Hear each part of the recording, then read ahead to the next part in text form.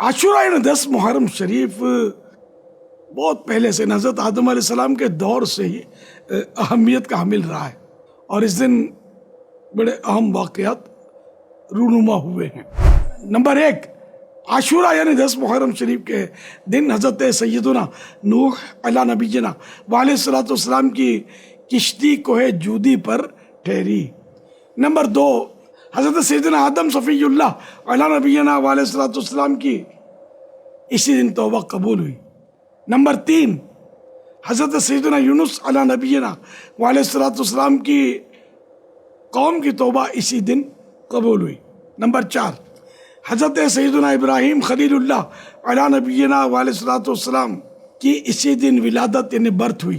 Number 5، اسی دن حضرت سیدنا عیسیٰ روح اللہ علیہ نبینا وعلیہ السلام کا یوم پیدائش یعنی برتھ ڈے ہے۔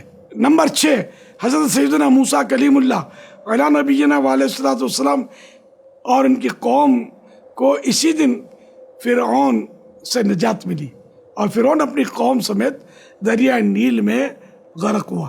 نمبر 7، حضرت سیدنا یوسف علیہ نبینا وعلیہ السلام کو اسی دن قید خانے یعنی جیل سے رہائی ملی۔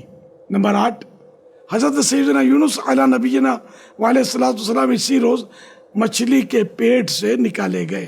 نمبر 9، اسی یوم عاشورہ کو شہید کربلا امام حسین رضی اللہ تعالیٰ عنہ کو اپنے شہزادوں اور رفقا سمیت ظلم کا نشانہ بنایا گیا اور میدان کربلا میں نہایت بے رحمی کے ساتھ شہید کیا گیا۔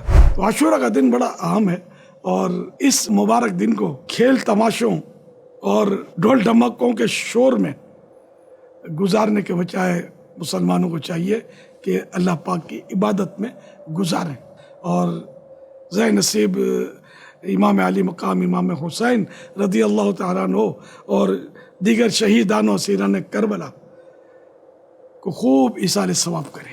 صلو علی الحبیب صلی اللہ علی محمد۔